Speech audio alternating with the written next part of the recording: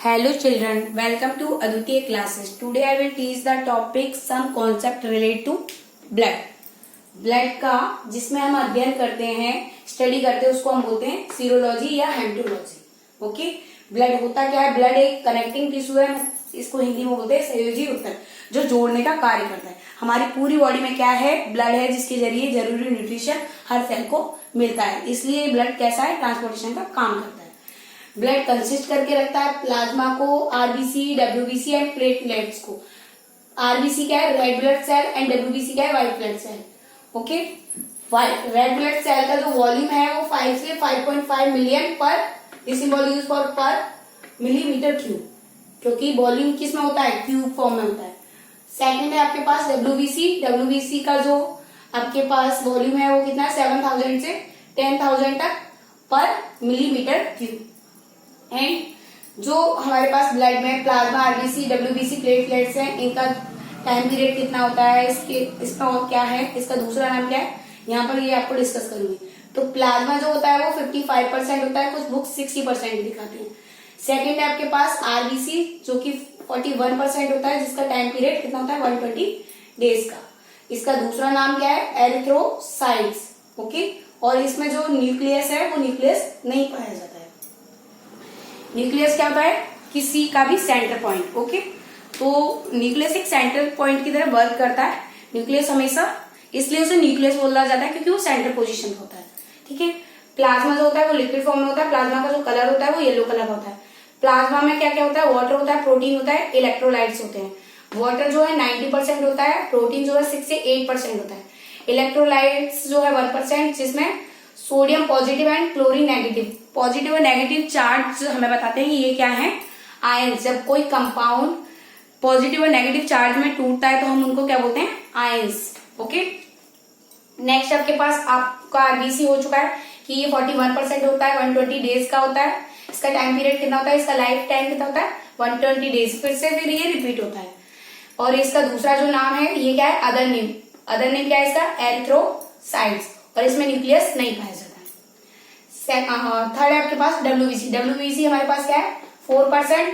इसका क्या है? डब्ल्यूबीसी जो है आपका 4 से 6 डेज तक रहता है. इसका दूसरा नाम है ल्यूकोसाइट्स. दूसरा नाम ल्यूकोसाइट्स. 4 से 6 डेज तक इसका टाइम पीरियड होता है और इसमें न्यूक्लियस पाया जाता है. और ये कितना परसेंट होता है? 4%.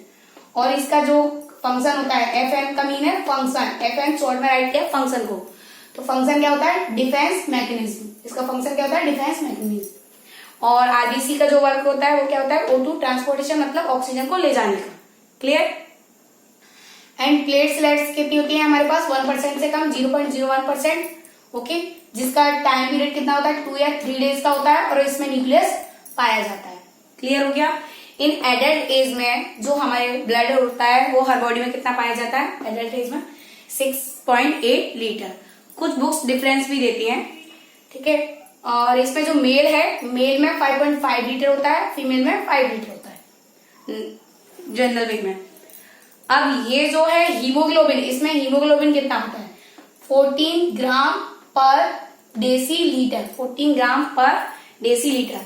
क्या बता रहा है? 14 gram per decilitre. Okay.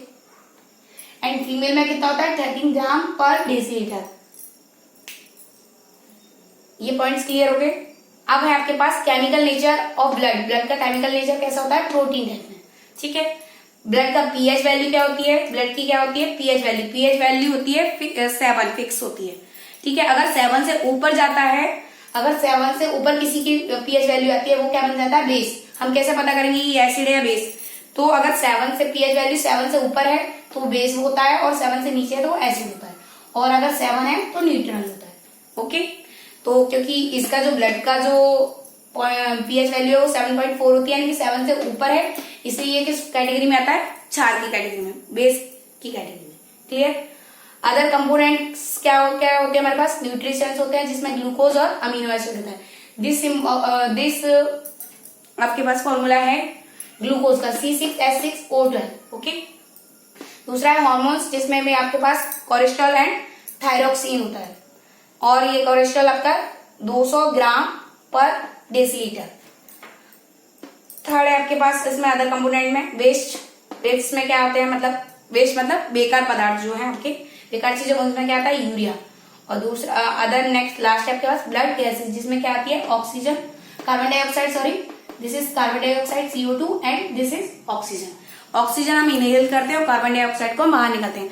बाहर निकालना हर चीज का जरूरी इसलिए होता है क्योंकि बॉडी में क्या हो जाएगा, पॉइजन बन जाएगा अगर ब्लड में हमारी बॉडी में अगर खराब चीजें भी रही तो, इसलिए खराब चीजों का बाहर निकलना भी जरूरी होता है और सही चीज का हमारी बॉडी के अंदर जाना भी जरूरी होता है, जिससे हमारी बॉडी वर्क करे सही तरीके से।